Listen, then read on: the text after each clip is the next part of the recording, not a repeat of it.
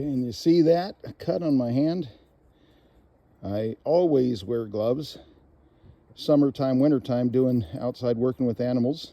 Except once in a while, I don't know why, yesterday I forgot, and yesterday I needed to have them on, so that occasioned a trip to the clinic to get a tetanus shot. Well, because I like to work with animals and have worked with animals, horses, goats, pigs, cattle, sheep for the last, all of my life, but especially the last 25 years.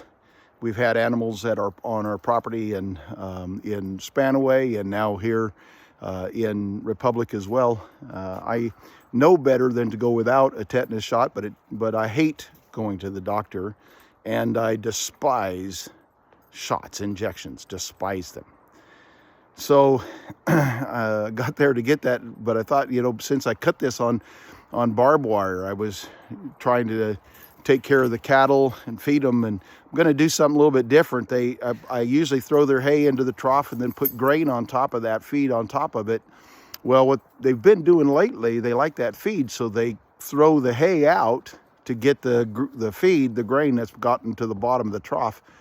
And so yesterday they had done that. Some of the hay they threw out got on the outside of the fence. Well, I know what that'll mean. That means that great big guy, you can see him with the big horns back there.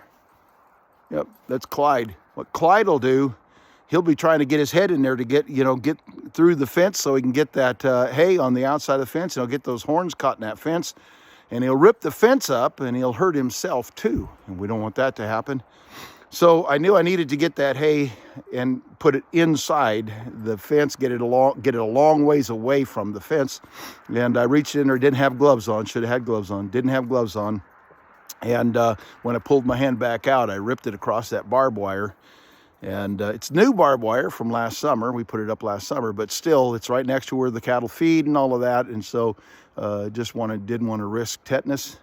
The doctor, I think I just said this, the doctor said they could tell by records, it was 2011 was the last time that I got a tetanus shot, which is, I should be more conscientious about things than that. All right, well, I'm going to get on with my chores today. Yep, Bonnie and Clyde are now finished with their grain, or feed, so I'm going to throw some hay in there for them at this point. All right, and they've got their hay now, so they'll be good for the morning. My son will probably be the one who comes to feed him this afternoon, as I'll be heading to Brewster about noon or 1 o'clock.